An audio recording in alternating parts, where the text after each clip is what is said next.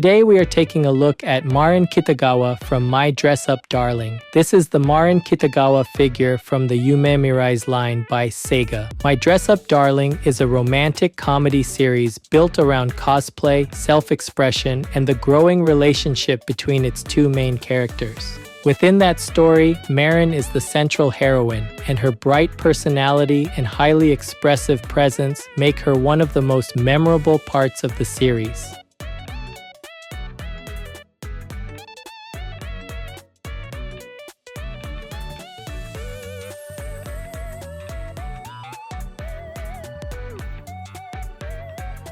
Today's highlights for this figure are her smile, the oversized white shirt, and the posing. The first highlight is her smile. The face is built around a soft upward mouth line and large eyes with bright inner detail, so the expression feels open and friendly rather than exaggerated. Because the head is also tilted forward and slightly to the side, the smile does not stay flat on the face. It becomes the center of the whole figure's atmosphere. The second highlight is the oversized white shirt. Instead of fitting tightly to the body, the shirt drops low from the shoulders and gathers heavily through the sleeves and torso. That loose outer layer creates a strong contrast against the exposed neckline and the pink innerwear, so the figure gets both softness and a very clear layered structure.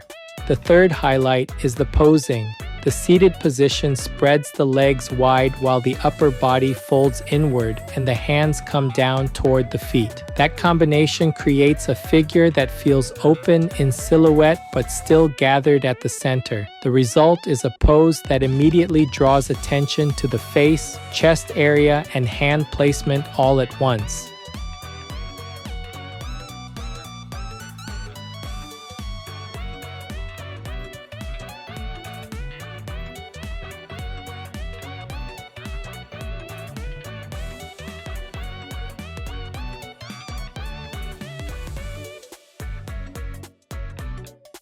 This channel brings you figure reviews and anime merchandise updates straight from Japan. If you enjoyed this kind of content, don't forget to subscribe.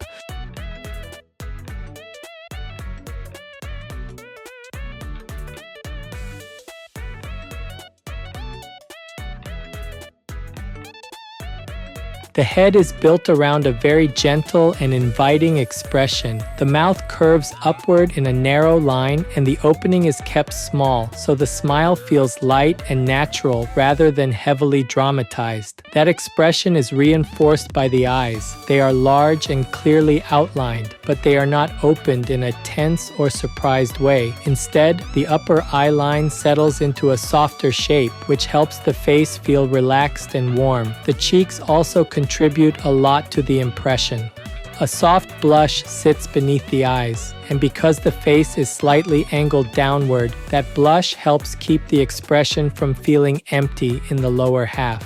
The chin stays small and smooth, while the nose is kept understated, so the eyes and smile remain the strongest focal points at the center.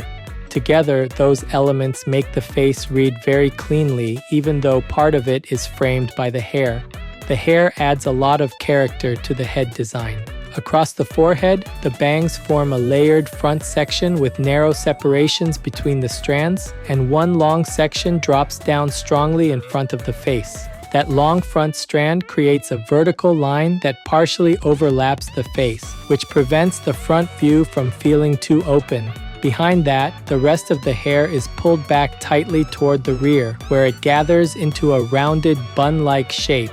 That rear section is not left plain. The gathered hair changes color through a soft gradient, and that shift gives the back of the head extra movement without relying on a separate decorative piece. Because the warmer pink tone appears through the hair itself, the rear view gains a stronger visual accent while still keeping the hairstyle compact. The exposed ear area also adds detail. Several piercings are lined along the ear, including small studs and a ring, so even the side of the head has distinct points of interest rather than acting as empty space.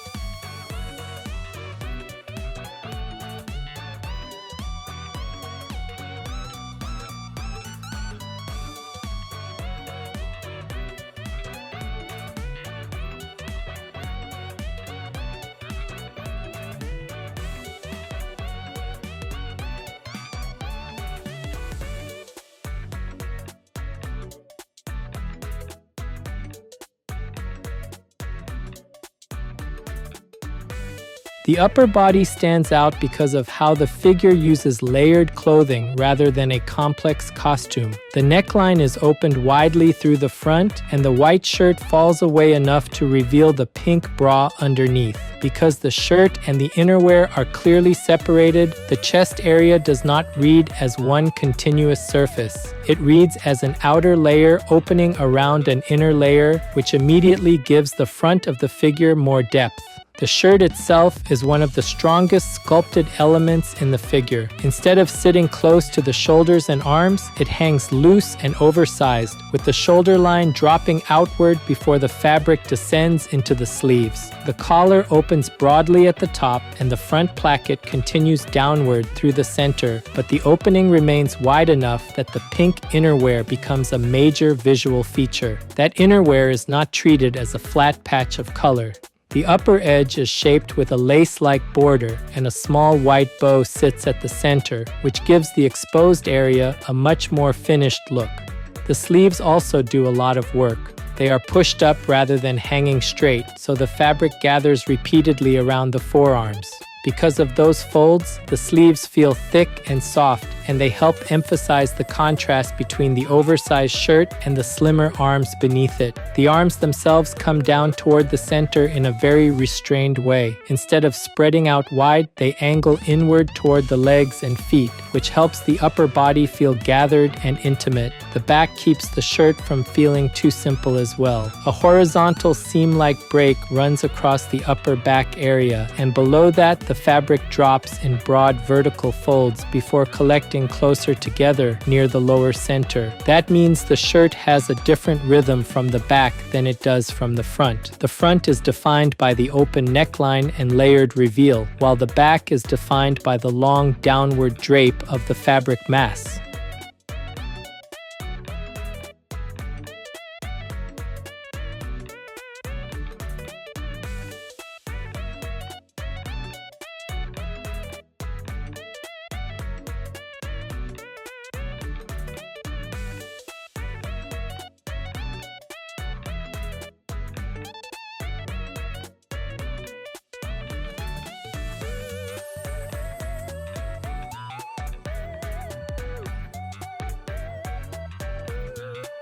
The lower body is built around a seated pose that spreads outward very strongly. The legs open wide to both sides, but they do not create a hard, angular shape. Instead, the thighs extend outward in long, smooth lines before bending and returning inward toward the feet. Because of that, the pose feels broad and open without becoming stiff. At the center, the lower edge of the shirt hangs down over the lap area, and beneath it, the pink underwear appears between the legs. That overlap is important because it keeps the lower half from reading as a simple skin-only presentation.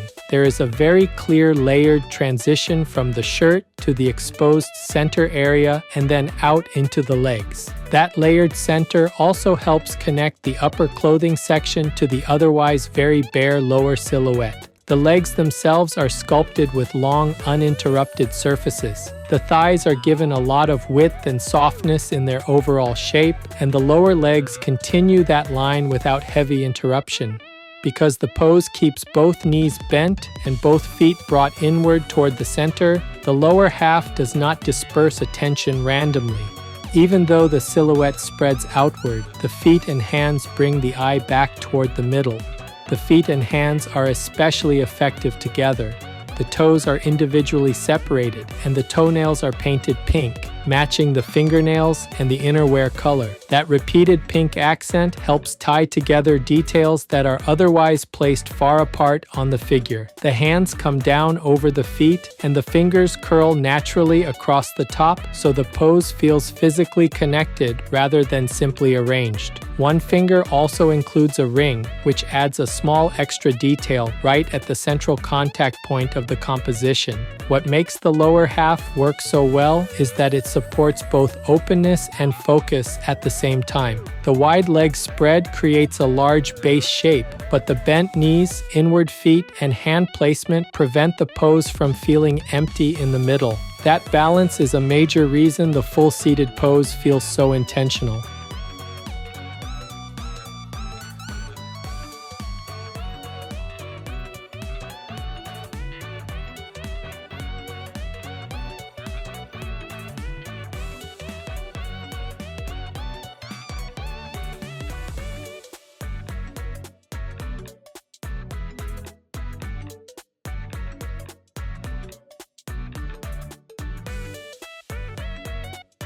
This figure is approximately 11 centimeters tall. That's about 4.3 inches. For size comparison, here's a 350 milliliter can. That's about 12 ounces in the US.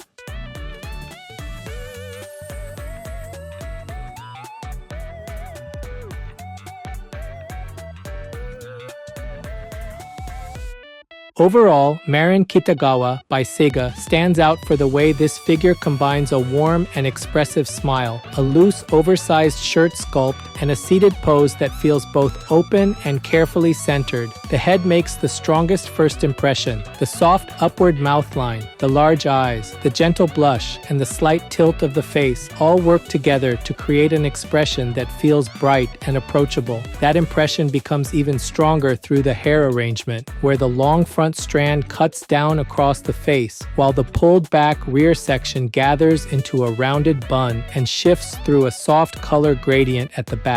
The piercings around the ear also help the side view feel more complete and characterful. The upper body gives the figure much of its visual contrast. The white shirt hangs low and wide, creating a loose outer frame around the chest and arms rather than hugging the body closely. Because the collar opens broadly and the front remains parted, the pink bra becomes an important second layer rather than a minor hidden detail. The lace-like upper edge and the small bow at the center keep that exposed inner section from feeling too plain.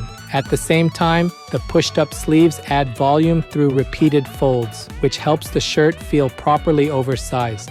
The lower body is where the pose fully opens up. The legs spread widely outward, but the figure avoids looking scattered because the lower lines bend back inward toward the center. That inward return is reinforced by the way the hands rest over the feet. The fingers, ring, separated toes, and pink nails all create detail right at the center of the seated arrangement, which keeps the eye circulating through the most important parts of the composition. What makes the full figure work especially well is the way the major elements support one another. The smile pulls attention upward, the shirt creates the main soft outer volume, and the pose brings everything back toward the middle through the hands and feet. Because of that, fans of My Dress Up Darling or Marin Kitagawa will definitely enjoy this piece. With that focus on expressive facial work, oversized shirt sculpting, and a seated pose with strong central flow, collectors who enjoy relaxed but visually engaging prize figures should find it a very satisfying addition.